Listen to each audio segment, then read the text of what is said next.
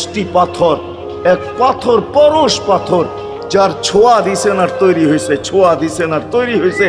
তৈরি যখন সব শেষ, তখন আল্লাহ ঘোষণা দিছেন ওমা আরসালনাকা ইল্লা রাহমাতাল লিল আলামিন। সমগ্র জগতের জন্য আপনি রহমত। ওই মুহাম্মদুর রাসূলুল্লাহর ইঙ্গিত পাইলে ভাগ্য খুলতো, ইঙ্গিত। আবু তালেবের বুকে তো আল্লাহ রসুলের রাত্র কাটছে। ইতিহাস আমাকে বলে, আমার বিবেক বলে, আমার বুদ্ধি বলে, আমার বিদ্যা বলে, আল্লাহ রসুল গুলশাবকে ইশারা করছেন, সে মরাটা জীবিত হইয়া চিৎকার দিতে দেরি করে না, লাব্বাইক ওয়া সাদাইক ইয়া যাইনা ওয়াফা ইয়াউমিল কিয়ামা।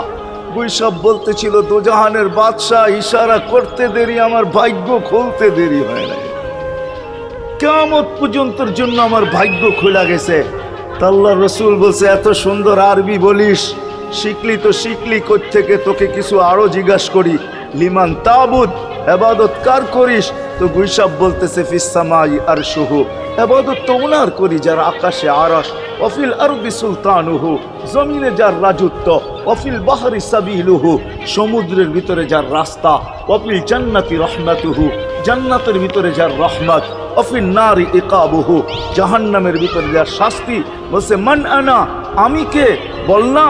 তো বলছে আনতা রাসূল রাব্বিল আলামিন, আপনি সমগ্র জগতের রবের রসুল, খাতামান নবিয়্যিন, আপনার পরে